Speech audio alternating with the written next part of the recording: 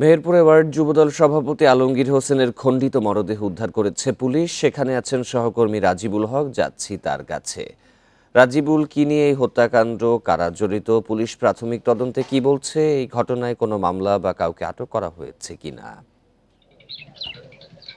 আজ সকালের দিকে মূলত মেহেরপুর জেলার গাংনী উপজেলার ১৬ ইউনিয়নের ইসিখালী বলে একটা যে মাঠ আছে, আমার পিছনে যে মাঠটি আছে, এই মাঠে মূলত একজনের মরদেহ দেখতে পাই কৃষকরা।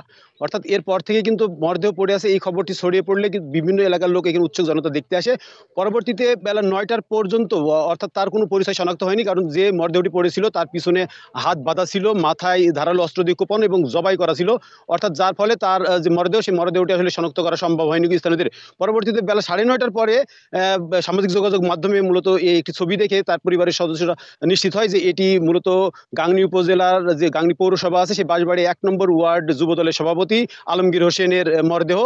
এরপর থেকেই তারা মূলত এখানে আসে এবং মরদেহটি শনাক্ত করে। খবর পেয়ে গাংনী থানা পুলিশ ঘটনাস্থলে আসে। এর সাথে সাথে জেলা সাইবার ইনভেস্টিগেশন সেল এবং জেলা গোয়েন্দা পুলিশের কয়েকটি টিম আসলে এই ঘটনাস্থলে আসে এবং মরদেহ উদ্ধার করে গাংনী থানা হেফাজতে নিয়ে হয়েছে। পুলিশ যেটি বলছে যে প্রাথমিকভাবে যে মরদেহটি উদ্ধার করা হয়েছে, সেই মরদেহটি ময়না তদন্ত ছাড়া বলা যাচ্ছে না। আর এটি কি কারণে হত্যা করেছে তার প্রকৃত কারণ এখন পর্যন্ত উদ্ধার করা যায়নি। তবে গাংনী থানা পুলিশের সূত্রে আরও জানা গেছে যে মরদেহের পাশে একটি চিরকুট ছিল এবং তাকে যে নৃশংসভাবে হত্যা করে, মূলত আমার পিছনে যদি আমি একটু দেখাতে চাই দর্শকদের, যে পিছনে যে বাবলা গাছটি আছে বা মেঠো পথের লোকজন যেখানে দাঁড়িয়ে আছে, মূলত এইখানেই লাইলনের দড়ি দিয়ে তার হাত বাঁধা হয় এবং ব্যবহৃত মাফলার দিয়ে মুখ বেঁধে মূলত তার মাথায় আঘাত করা হয় এবং এরপরে তাকে জবাই করে গলা থেকে আসলে মাথাটা জবাই করে বিচ্ছিন্ন করা হয় এবং হত্যা করা হয়।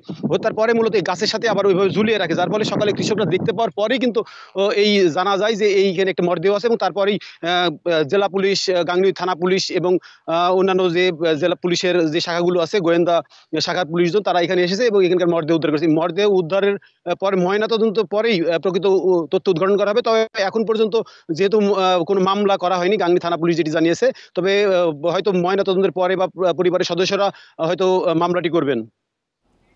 মেহেরপুর থেকে জানাচ্ছিলেন সহকর্মী রাজিবুল হক।